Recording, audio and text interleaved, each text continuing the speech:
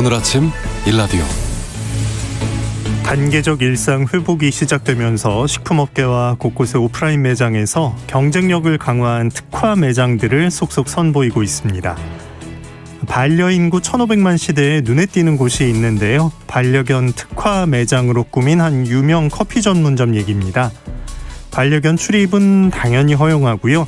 방석, 또 식기 같은 특화 용품부터 특별 메뉴까지 마련했습니다. 최근에 동물 사랑은 커피점에서 그치지 않는데요. 연말을 앞두고 펫캉스 패키지라는 것도 일찌감치 다 팔렸다는 소식이 들리고요. 금융업계, 제약업계에서도 발빠르게 움직이고 있습니다. 2027년이 되면 반려동물 시장 규모는 6조 원에 이를 것으로 추산하고 있는데요. 산업이 커지는 만큼 생명을 존중하는 마음, 또 행복한 반려 문화를 만들기 위한 노력 또한 함께 커져야 할 것 같습니다.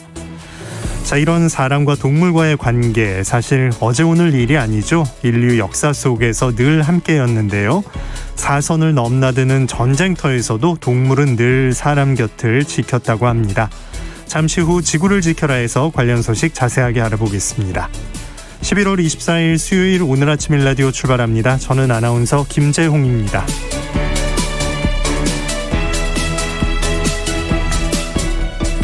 오늘 아침 일라디오 생방송으로 여러분과 함께합니다. 단문 50원, 장문 100원 드는 유료 문자 샵 9730으로 의견 주실 수 있고요. 유튜브에서 KBS 일라디오 공식 채널 검색하고 들어오시면 채팅창에 참여하실 수도 있습니다. 자, 오늘도 퀴즈로 시작합니다. 새농퀴. 퀴즈 정답 맞춰주신 분들 가운데 20분께 선물 드립니다. 정답 맞춰주신 분들 가운데 추첨을 통해서 농촌진흥청에서 제공하는 웰빙 혼합 잡곡 세트, 모바일 커피 쿠폰 등의 풍성한 선물 드리겠습니다.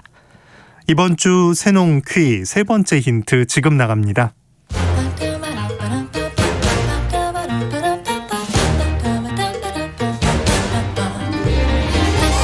우리 땅, 우리 바다에서 자란 맛있고 건강한 우리 농수산물을 알아맞히는 세상의 모든 농수산물 퀴즈, 새농퀴. 안녕하세요. 퀴즈 내는 성우 송기원입니다. 가을이면 이것을 따고 겨울이면 이것을 구워 먹던 추억 다들 있으실 겁니다. 다양한 영양소가 들어있는 자양식품으로 병을 앓고 난 후 몸이 허약해진 사람이나 한창 자라는 어린아이들의 간식으로도 좋습니다. 비타민 C도 많아서 피로회복과 감기를 예방하는 데 효능이 있고요. 생으로 먹었을 때 알코올의 산화를 도와주어 술안주로도 좋죠. 또 약식에는 대추와 함께 빠져서는 안 될 중요한 손님이기도 합니다. 오늘은 여기서 강력한 힌트 하나 더 나갑니다. 이문세 씨의 노래인데요. 가사에 귀를 기울여주세요. 그러나 우리들 알지도 못하고 울지만 사랑은 아름다운 꿈결처럼 고운 그대 손을 잡고 밤하늘을 날아서 궁전으로 갈 수도 있어. 난 오직 그대 사랑하는 마음에 밤하늘을 날아서 그대 잠든 모습 바라보다가 입 맞추고 날아가고파. 물론 표기는 같지만 의미는 다르죠. 이 노래를 들으면서 떠오르는 가을 대표 견과류, 이것은 무엇일까요? 단문 50원, 장문 100원이 드는 유료 문자 샵 9730으로 보내주세요. 20분께 행운의 선물 드리겠습니다.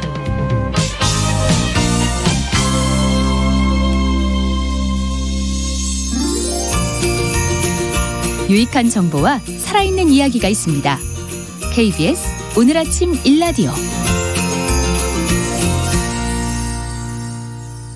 해외 농업 소식 조윤주 외신캐스터와 함께합니다. 안녕하십니까? 네, 안녕하세요. 네, 시진핑 중국 국가주석이 동남아시아 국가들에서는 농산물을 수입을 하고 첨단 기술을 제공을 하겠다, 이런 뜻을 밝혔다고요? 네, 맞습니다. 미중 갈등 국면에서 미국이 인도 태평양 지역의 동맹국들을 규합해서 중국을 포위하려고 하고 있고요. 여기에 대한 반격으로 중국은 동남아시아 국가들을 우군으로 만들기 위해서 이런 제안을 한 것으로 보입니다. 시진핑 주석이 동남아시아 국가로부터 우리 돈으로 178조 원 상당의 농산물을 수입하고 그리고 이 첨단 기술 또는 선진 기술 1000개를 제공하겠다라고 제안했습니다. 시진핑 주석이 지난 22일 날 영상으로 진행된 중국 아세안 대화관계 수립 30주년 기념 정상회의에서 이 같은 구상을 밝혔다고 중국 언론이 보도했습니다. 시 주석은 거대 국내 시장을 가진 중국은 앞으로 5년 동안 1,500억 달러어치 농산물을 수입하는 것을 포함해서 아세안 국가들의 우수한 생산품을 더 많이 수입할 것이라고 말했습니다. 그러면서 아세안 국가에는 1000개 응용기술을 제공하고 향후 5년간 아세안 청년과학자 300명의 중국 방문 교류를 지원하겠다고 밝혔습니다. 그러면서 또 앞으로 3년 동안 15억 달러의 개발 원조를 아세안 국가들의 방역과 경제 회복에 사용하도록 제공하기를 원한다라고 덧붙였습니다. 시 주석은 그러면서 중국은 패권주의와 강권 정치를 결연히 반대한다면서 중국은 패권을 추구하지도 않을 것이고 그리고 대국이 소국을 괴롭히는 일도 하지 않을 것이라고 말했습니다. 네. 그리고 중국과 아세안이 진정한 다자주의를 실천하고 동맹을 맺지 않은 기조를 견제하겠다라고 밝혔습니다. 네. 자, 일본의 후쿠시마 원전 운영사죠. 도쿄전력. 네. 그 오염수를 바다에 방류해도 환경에 미치는 영향은 극히 적을 것이다. 이런 주장을 내고 있다고요.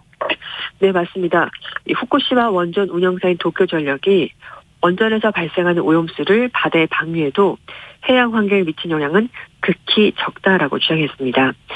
우리나라 원자력안전위원회는 이런 내용이 담긴 도쿄전력의 평가 보고서에 대해서 오염수 해양 방류를 전제한 것이라면서 강력히 비판했습니다. 네. 도쿄전력은 2011년 동일본 대지진 당시 노심 농능 사고가 발생했었던 후쿠시마 제1원전에서 계속 나오고 있는 오염수를 다액종 제거 설비를 통해서 정화 처리해서 원전 부진에 있는 저장 탱크에 보관하고 있는데요. 이렇게 정화 처리를 한다고 하더라도 문제는 오염수에 포함되어 있는 산중수소는 걸러지지 않는다는 것이 문제입니다. 그런데 도쿄전력은 이런 후쿠시마 오염수를 바닷물로 희석해서 해양으로 방류해도 사람과 환경에 미친 영향은 극히 경미한 것으로 확인됐다고 주장을 하고 있는 겁니다. 구체적으로 현지 어민의 피폭량은 연간으로 봤었을 때 최대 0.0003mS로 일반인 연간 피폭 한도 1mS에 크게 밑돈다고 평가했습니다. 그리고 방류 지점의 주변 해역의 10km 범위 내에서 연간 96시간 주업하는 어민을 상정해서 바닷물과 모래사장에서 피폭되는 양과 해산물 섭취량에 따른 피폭량도 평가했습니다. 넙치, 게, 해조류 등 해산물에 대한 피폭량도 국제 기준에 6만 분의 1에서 2만 분의 1에 머물렀다고 도쿄전력은 설명했습니다. 도쿄전력은 이번에 정리한 보고서를 좀 더 충실하게 만들기 위해서 여러분들의 의견을 모으겠다며 앞으로 일본 원자력규제위원회로부터 실시 계획 인가를 받기 위해서 필요한 절차를 수행하고 국제 원자력기구, IAEA 전문가 등의 검토 그리고 각 방면의 의견과 검토를 통해서 평가를 한 번 더 검토해보겠다고 밝혔습니다. 일본 정부는 오염수를 바닷물로 희석해서 삼중수소 등 이렇게 방사능 물질의 농도를 기준치 이하로 낮춘 다음에 2023년 봄부터 바다로 오염수를 방류하겠다고 지난 4월 달에 발표했습니다. 네. 발표 이후에 계속 이제 작업을 좀 밀고 나가는 것 같은데. 네, 맞습니다. 근데 사실 그 후쿠시마 원전에서 또 일하는 사람들이 있는데 이번에 피폭당한 일이 있었다고요? 네, 맞습니다.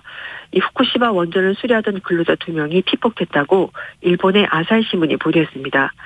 도쿄전력은 수리 작업자 남성 2명이 지난 19일 원전 오염수 방사능 물질 제거 설비로 이어지는 배관을 교환했는데요.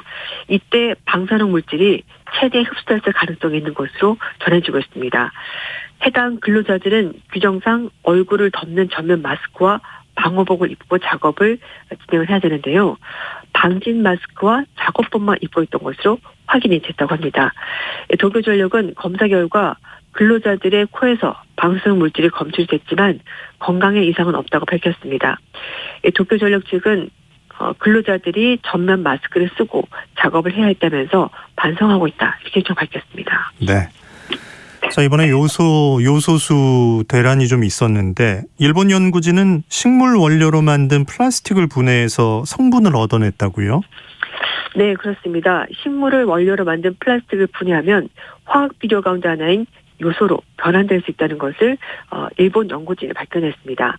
일본의 도쿄공업대학과 도쿄대학교, 교토대학 연구진이 옥수수 사탕수수 등으로 만든 거기서 나오는 이 포도당을 원료로 한 이소소르비드라는 물질을 합성하고 이걸 플라스틱의 일종인 폴리카보네이트 제조에 활용했습니다.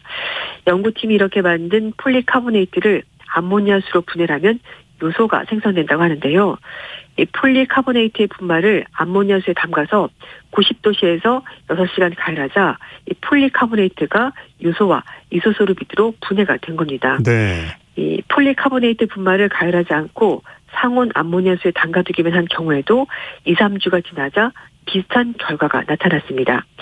연구팀은 폴리카보네이트에서 분리한 요소가 비료로서 사용이 가능한지 확인하기 위한 재배 실험도 진행했는데요. 그 결과 식물체에서 특별한 악영향이 발견되지 않았고 오히려 생육이 촉진됐다고 합니다.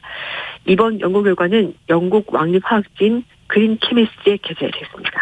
네. 한편 도쿄 공과 물질 이공학원의 조 교수는 폐플라스틱을 줄이고 이거를 원료로 한 비료를 제조해서 농업 생산에 활용함으로써 플라스틱 폐기물 문제 그리고 인구 증가에 따른 식량 문제를 동시에 해결하는 혁신적인 시스템으로 이어질 수 있을 것이라고 기대감을 표현했습니다. 네.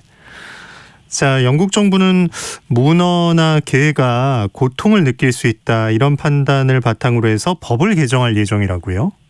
네, 그렇습니다.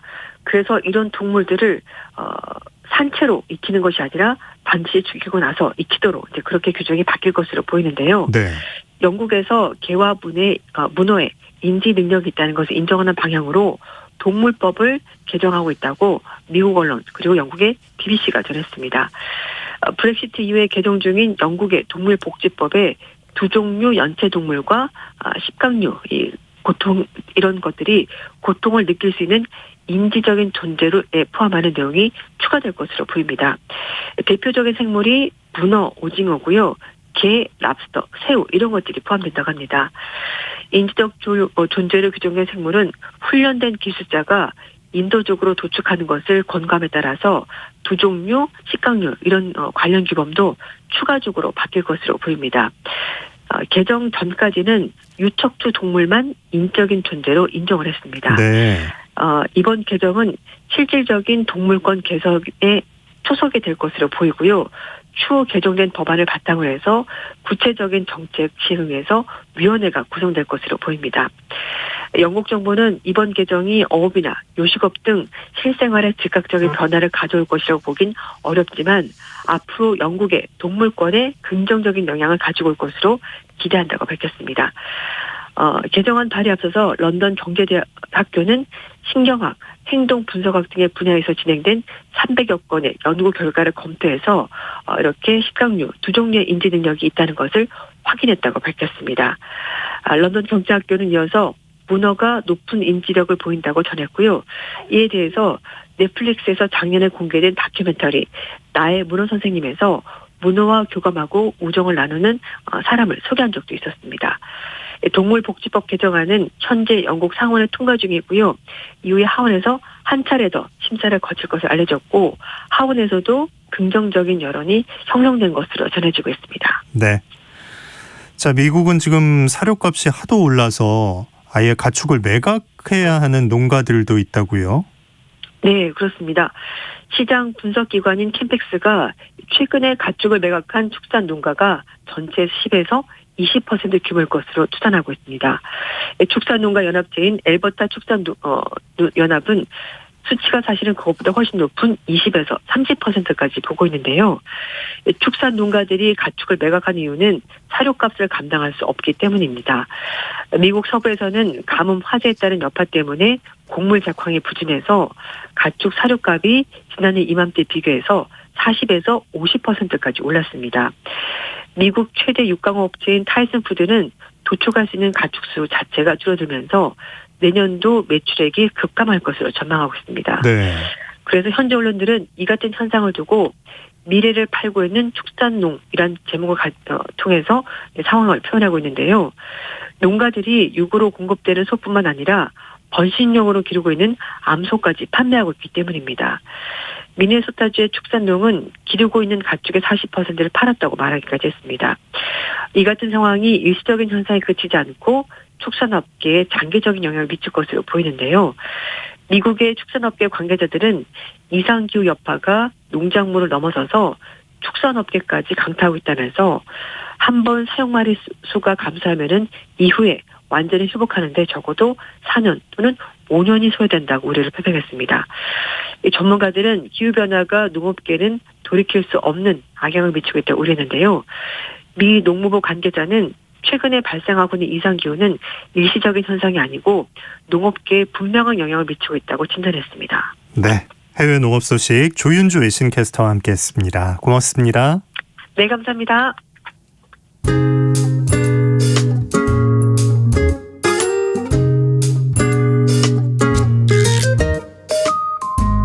활기찬 하루를 여는 오늘 아침 1라디오 건강한 아침 습관.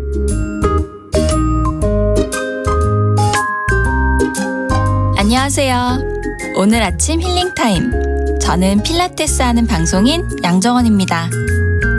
오늘은 어깨를 한번 활짝 펴볼까요? 오늘 해볼 동작은 팔 돌리기입니다. 가능하신 분들은 되도록 양팔을, 여의치 않은 분들은 한 팔만 옆으로 뻗어주세요. 팔을 작은 원을 그린다는 생각으로 천천히 돌려주다가 큰 원을 만드는 느낌으로 점점 넓혀줍니다. 자, 한번 해볼까요? 하나, 둘, 셋, 넷, 다섯, 여섯, 일곱, 여덟, 아홉, 열. 10초 동안 돌린 후 반대 방향으로 팔을 돌려주세요. 이때 팔꿈치가 구부러지지 않게 쭉 뻗어주시고요. 한 팔만 돌리신 분은 반대편 팔도 똑같이 돌려주세요. 팔로 원을 그리는 동작은 어깨 결림을 해소하고 혈액순환을 원활하게 하는 데도 도움이 됩니다. 가능하시면 10초간 3회씩 반복해주세요. 오늘도 여러분의 건강한 하루를 응원합니다. 저는 양필라 양정원이었습니다.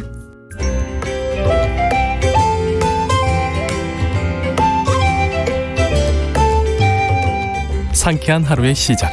KBS 오늘 아침 1라디오.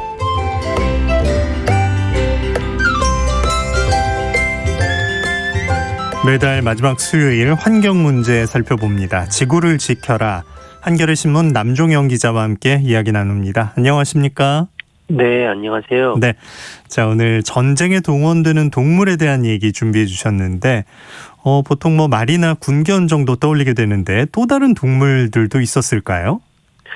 예, 사실 전쟁에 참여한 군용 동물의 역사는 아주 오래됐습니다. 옛날 영화를 보면 코끼리 부대가 나오곤 하는데, 네. 예, 로마 제국 카르타고 한니발 장군이 코끼리 부대를 이끌고 알프스 산맥을 넘은 이야기는 아주 유명하죠. 지금으로 치자면 코끼리는 거대한 몸을 가진 전차라고 할 수 있고, 코끼리 부대는 적진을 뚫는 기갑 부대라고 할 수 있었죠. 그때가 2000년 전입니다. 그리고 말 같은 경우는 그때부터 그리고 제2차 세계대전까지 2000년 이상 전쟁에서 중요한 역할을 했고요. 이 밖에도 개는 군견으로 활약했고 심지어 돌고래, 비둘기까지 군용으로 길들여서 사용됐습니다. 네. 이제 최근 영화에서도 이제 비둘기 날리는 장면을 본 것 같은데 이게 이제 편지, 연락을 주고받는 통신용이었겠죠? 예, 비둘기 같은 경우는 타고난 귀소 본능이 있는데요. 사실 고대 이집트 시대 때부터 비둘기를 통신용으로 활용을 했다고 합니다. 원래 자기가 사는 둥지에서 먼 곳으로 이렇게 날려보내면은 비둘기는 본능적으로 제 집을 찾아가거든요. 그래서 먼 여행을 가는 사람이 비둘기 몇 마리를 가져가서 비둘기에 편지를 매달아 보내면 비둘기는 자기 집으로 돌아가게 되고 또 사람은 고향에 있는 사람은 편지를 꺼내서 읽을 수 있게 되는 거죠. 근데 여기서 한 발 더 나아가면 각 지역에 비둘기 통신소를 설치하고 비둘기를 이어달리기처럼 주고받으면 네. 전국적인 통신망을 구축할 수가 있습니다. 이러한 비둘기 통신망이 중동 지역에서는 고대 이집트 시대부터 사용되어 왔다고 합니다. 야, 그걸 또 이어서 또 전달할 생각까지 했던 건데 1차 대전 때는 정말 통신병으로 활약을 했겠네요. 예, 서구 문화권이나 동아시아 문화권에서 그 비둘기어를 본격적으로 사용한 게 제1차 세계대전 때부터였는데요. 그때 당시에 그 통신병은 무거운 전신기계가 아니라 배낭에 비둘기를 넣어 다녔습니다. 이를테면 우리가 적진에 침투했다 치면은 여기가 어디니 지원을 해달라라고 이렇게 편지를 비둘기 다리에다가 매달아서 날려보내면은 비둘기가 본부로 가서 이렇게 본부와 통신을 할 수 있었던 거죠. 역사적으로 유명한 비둘기 전사도 여러 있었습니다. 셰르암이라는 미군의 비둘기 전사가 있었는데 몇 년 전에는 전쟁에 대한 공으로 뒤늦게 포상을 받기도 했지요. 아니 어떤 공을 세웠길래 포상까지 받았을까요? 예, 재밌는 이야기가 있는데요. 1918년 제1차 세계대전이 거의 끝나갈 무렵이었습니다. 미군이 독일군과 그 프랑스에 있는 서부전선에서 지루한 참호전을 벌이고 있었을 때였습니다. 그런데 미군이 너무 앞으로 진격하다가 앞뒤로 독일군에 막혀버리고 말았습니다. 설상가상으로 미국 공군기가 아군이 있는지도 모르고 포탄 세례를 퍼붓는 상황이었는데요. 그때 미군에게 비둘기 5마리가 남아 있었는데 공습을 중단하고 추가 병력을 파병해달라 이런 메시지를 전하기 위해서 비둘기를 차례로 날려보냈죠. 근데 네. 그때만 해도 그 명사수는 하늘로 날려보내는 비둘기를 떨어뜨리는 게 바로 명사수였습니다. 그래서 이렇게 비둘기를 차례로 날려보냈는데 적군에서 바로 쏘아서 떨어뜨려가지고 결국 하나 남았었죠. 그게 셰르암이라는 비둘기였는데 이 셰르암이를 날려보냈는데 총탄을 몇 발 맞아서 쓰러졌는데도 다시 일어나서 본부에 돌아가서 구조 메시지를 전할 수 있었던 겁니다. 그렇게 해서 한 200명 정도가 탈출할 수가 있었고 이 셰르암이라는 비둘기는 전쟁 영웅이 됐습니다. 하지만 부상을 당해서 다리 한쪽을 절단해야 됐죠.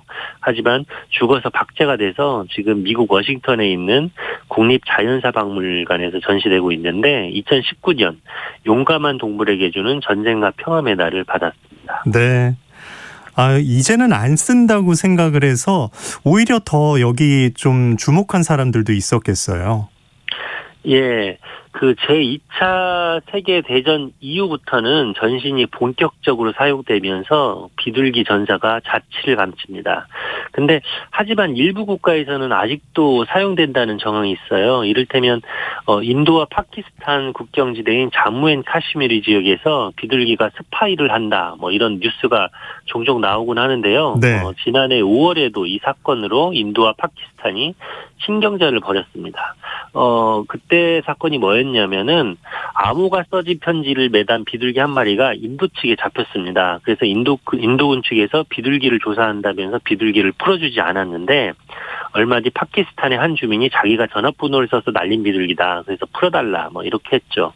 이런 비슷한 사건이 2010년, 2015년에도 있었는데 여전히 비둘기가 스파이용으로 사용된다는 정황을 보여줬죠.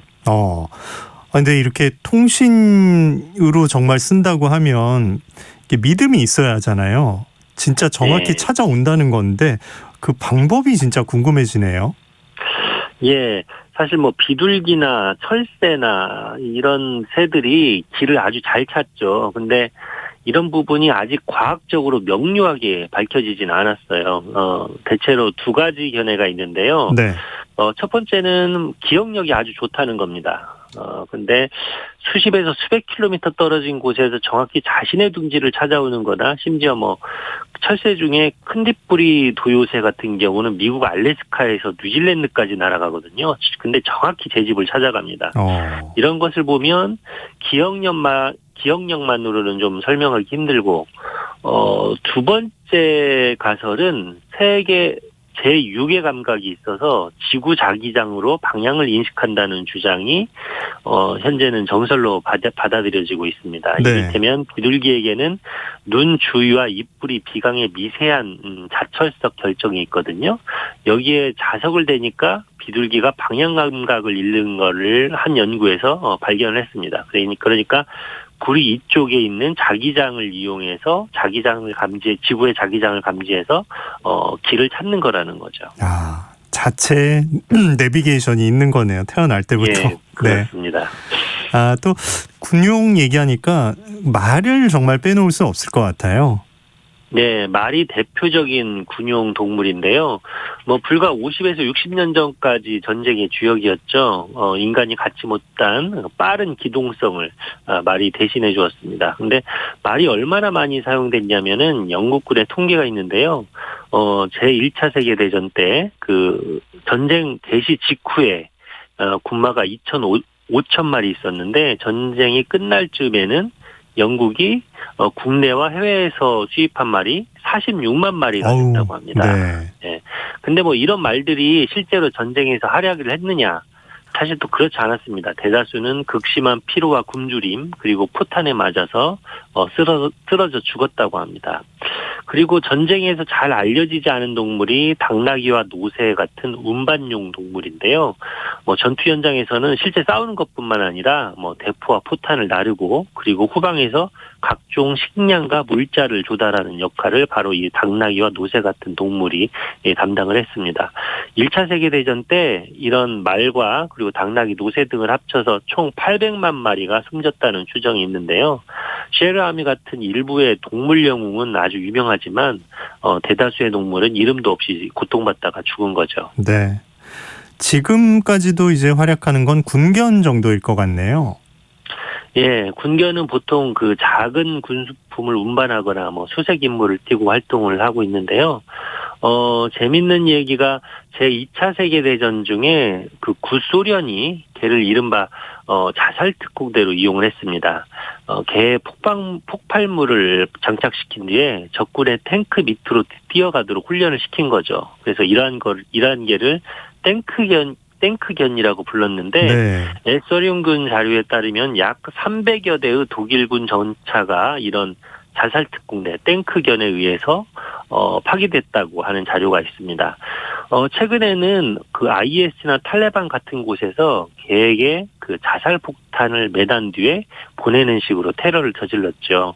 반대로 미국과 영국군 같은 연합군은 그 이라크전이나 아프가니스탄전에서 군견을 폭발물 탐지견으로 활용했습니다.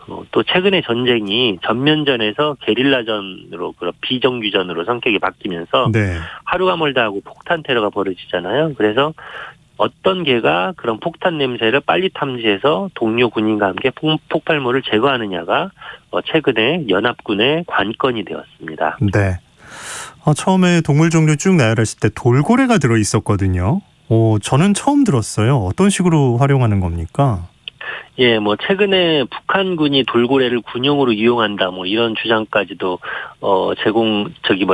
제기되기도 했었는데요. 지난해 11월 미국의 군사 전문 매체가 인공사진을 분석한 결과, 북한 남포항 해군기지에 위치한 조선소와 석탄부대 인근 해상에서 돌고래용 우리로 보이는 시설이 포착됐습니다. 그래서 이게 일반적인 양식장이 아니다, 돌고래 우리다라는 이런 논란이 있었는데요.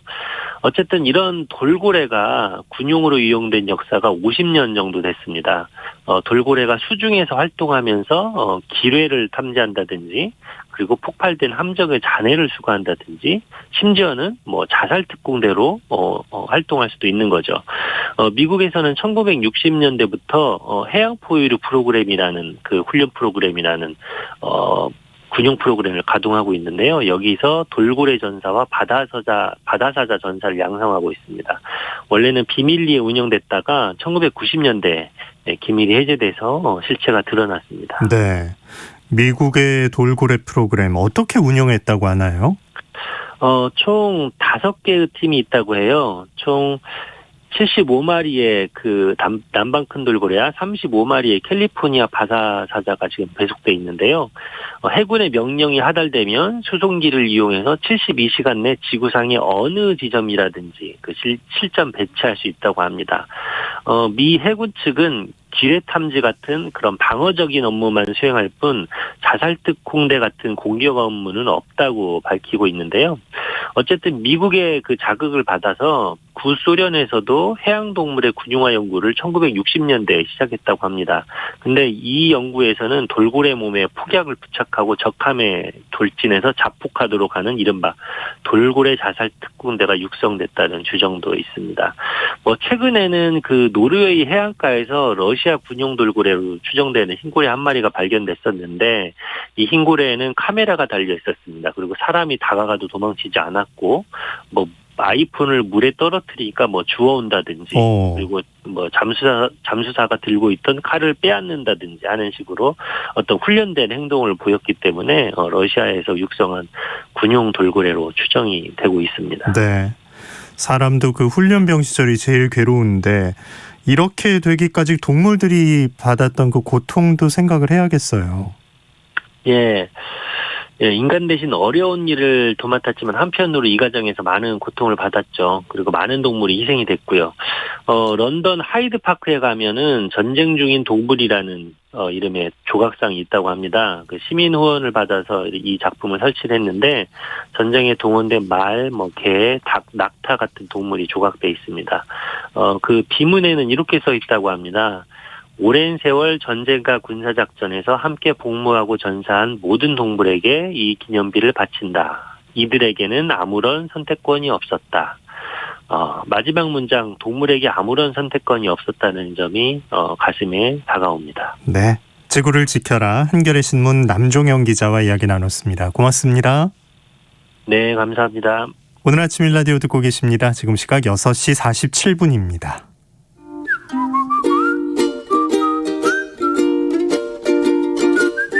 오늘 아침 일라디오 김재용 아나운서의 진행으로 듣고 계십니다.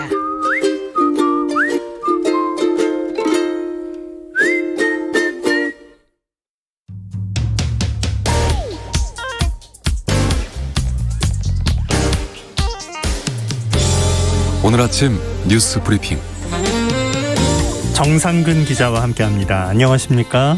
네, 안녕하십니까? 네, 코로나19 상황 어땠습니까?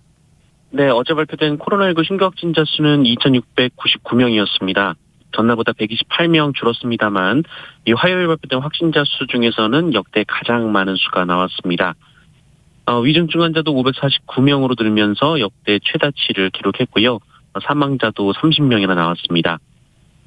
오늘은 주말 검사 건수 감소 영향에서 벗어나는 수요일인데요. 역시 확진자가 폭증해서 3,000명대 후반에서 4,000명대가 예상이 되고 있습니다. 그런데 충남 천안의 한 마을에서 200명이 넘는 주민들이 무더기로 확진이 됐습니다. 이 마을은 한 교회를 중심으로 생활하는 종교 공동체인데요. 지난 일요일 이 마을 주민 한 명이 코로나19에 확진된 이후 지금까지 230명이 넘는 주민들이 양성 판정을 받았습니다. 모두 이 교회 교인이었고요. 이 확진자 상당수는 주변의 권유에도 백신을 접종하지 않았습니다. 네. 이들은 예배당과 기도실을 함께 이용하고 최근에는 단체로 김장 행사도 가졌는데요. 이것이 대규모 감염의 원인으로 추정이 되고 있습니다. 이 천안시는 이 교회에 대해 예배 중단과 긴급 폐쇄 조치를 했고요. 방역 수칙 위반이 확인되면 과태료 처분을 내릴 계획입니다. 네. 우리나라 11대 12대 대통령을 지낸 전두환 씨가 어제 별세했죠? 네, 어제 아침 9시쯤 전두환 씨 사망 소식이 전해졌습니다. 향년 90세고요. 석 달 전 혈액암 진단을 받고 집에서 투병 생활을 해왔고 최근 들어 병세가 급격히 나빠졌다고 합니다. 공교롭게도 33년 전 11월 23일은 이 전두환 씨가 강원도 인제 백담사로 사실상 유배를 떠났던 날이기도 합니다. 전두환 씨는 1931년 경남 합천에서 태어나서 1951년 육군 사관학교에 입교했고요. 1961년 박정희 전 대통령의 5.16 쿠데타를 지지하면서 박정희 전 대통령의 신임을 얻었습니다. 이후 육사 동기들과 하나회라는 조직을 만들고 12.12 쿠데타를 일으켰고요. 1980년 5월 광주 시민들을 학살했습니다. 이후 7년간 독재 통치를 했고요. 1995년 반란과 살인, 뇌물 등으로 무기징역과 2,205억 원의 추징금을 선고받았습니다. 하지만 2년 만에 사면으로 풀려났고 노태우 전 대통령과는 달리 추징금도 다 내지 않았고 세금도 수억 원이 체불이 됐습니다. 전두환 씨는 결국 사과 한마디 없이 세상을 떠났고요. 오히려 광주에서의 헬기 사격을 증언한 이 고 조비오 신부의 명예를 훼손해 1심에서 유죄를 선고받았습니다. 이 재판은 항소심 진행 중이지만 피고인이 사망함으로써 재판은 종결이 될 것으로 보입니다. 네. 그러니까 노태우 전 대통령 말씀하셨는데 그 장례 절차는 어떻게 되는 거죠? 네, 이 노태우 전 대통령 때와는 달리 국가장이나 국립묘지 안장은 불가능해 보입니다. 앞서 노태우 전 대통령에 대한 국가장 논란이 불거지면서 이 전두환 씨 사후에 대한 입장을 기자들이 정부 관계자들에게 물었었는데 전두환 씨는 노태우 전 대통령과 다르다라는 것이 정부의 입장이었습니다. 청와대는 어제 이 고인의 사망에 대해 끝내 역사의 진실을 밝히지 않고 진정성 있는 사과가 없었던 점에 유감을 표한다라는 짧은 입장을 냈는데요.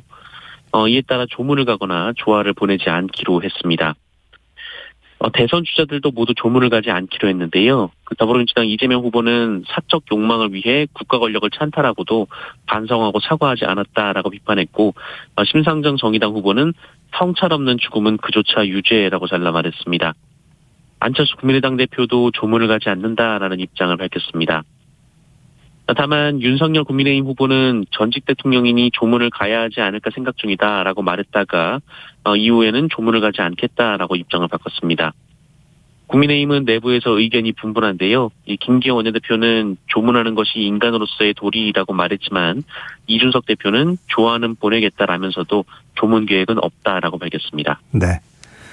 자, 국민의힘 선대위 이제 김종인 전 비대위원장이 들어간다고 알고 있었는데 합류를 사실상 거부한 건가요?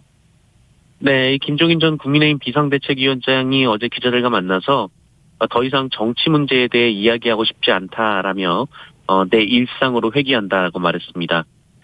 이 선대위에 합류하지 않겠다는 뜻으로 풀이가 되는데 다만 이 선대위에 합류 안 하느냐 이런 직접적인 질문에는 명확한 답을 하진 않았고 이 윤석열 후보가 찾아오면 만나겠다라는 취지의 답을 하는 등 가능성은 열어놨습니다. 네. 하지만 윤석열 후보 측의 반응이 좀 차갑습니다. 윤석열 후보도 김종인 전 위원장 발언에 대해 그 양반 말씀하는 건 나에게 묻지 마라 이렇게 말을 했습니다. 또 김종인 전 위원장 의중을 파악했느냐라는 질문에는 기자들이 좀 파악해보라라고 말하기도 했습니다. 그리고 김종인 위원장이 거부감을 갖고 있는 것으로 알려진 장제원 의원의 경우 이 비서실장으로 거론이 됐었는데요. 장제원 의원은 윤석열 후보 주변을 떠나겠다라면서도 후보가 원탑이 돼서 전권을 행사하라라고 말하는 등 이 김종인 위원장을 의식하는 듯한 발언도 했습니다. 네. 자, 민주당 이재명 후보는 첫 공약을 냈다고요? 네, 월요일까지 반성 모드였던 더불어민주당 이재명 대선 후보는 어제 이 디지털 대전환을 주제로 관련 공약을 발표했습니다. 이 당 대선 후보로 선출된 이후 공식 브리핑을 통해 대선 공약을 발표한 것은 이번이 처음인데요. 이재명 후보는 고구려 기병처럼 대한민국의 디지털 영토를 전방위적으로 개척해서 무한한 기회를 창출하는 디지털 영토 확장 시대를 열겠다라고 말했습니다. 이를 위해 집권 후 5년간 국비 85조 원을 투자하겠다라고 밝혔고 또 이를 통해 일자리 200만 개 이상을 창출하고 향후 수십 년간 연 30조 원 이상의 추가적 부가가치를 창출할 것이다라고 밝혔습니다. 네. 자, 층간소음 흉기난동 대응을 두고 말이 많은데 경찰 상급자 한 명도 현장을 이탈했었다고요? 네, 경찰의 대응이 논란이 된 인천 층간소음 흉기난동 사건 발생 당시 이 순경 A씨뿐만 아니라 경위 B씨도 현장을 이탈한 정황이 경찰 감찰에서 드러났습니다. 당시 빌라 밖에서 경위 B씨와 대화 중이던 피해자가 비명 소리를 듣고 바로 뛰어 올라갔는데 이때 갑자기 뛰어 올라가면서 현관 자동문이 닫혔고 이 때문에 경위 B씨가 현장에 진입하지 못한 것으로 전해졌었는데요. 사실은 좀 달랐다라는 겁니다. 이 경찰 감찰 조사 결과 경위 B씨는 피해자 집주인을 따라서 빌라 내부로 진입을 했다라고 합니다. 그런데 1층 계단 중간쯤 내려오던 순경 A씨와 만나서 다시 밖으로 같이 나왔다라는 건데요. 네. 이 경위도 현장을 이탈할 때 피해자가 이미 흉기에 찔린 사실을 인지하고 있었는지에 대해서는 경찰이 조사 중에 있습니다. 이 순경은 지난해 12월 중앙경찰학교에 입교해서 6개월간 교육을 마치고 현장에 배치된 15호였는데 이 경위 B씨는 2002년 경찰에 입문해서 19년간 근무한 베테랑이었습니다. 하지만 대응 매뉴얼도 지키지 않은 채 두 경찰관 모두 현장을 이탈한 정황이 드러나면서 경찰의 무거운 책임을 피하기는 어려워 보입니다. 네, 뉴스브리핑 정상근 기자 고맙습니다. 고맙습니다. 자, 아침에 기온이 낮아서 도로에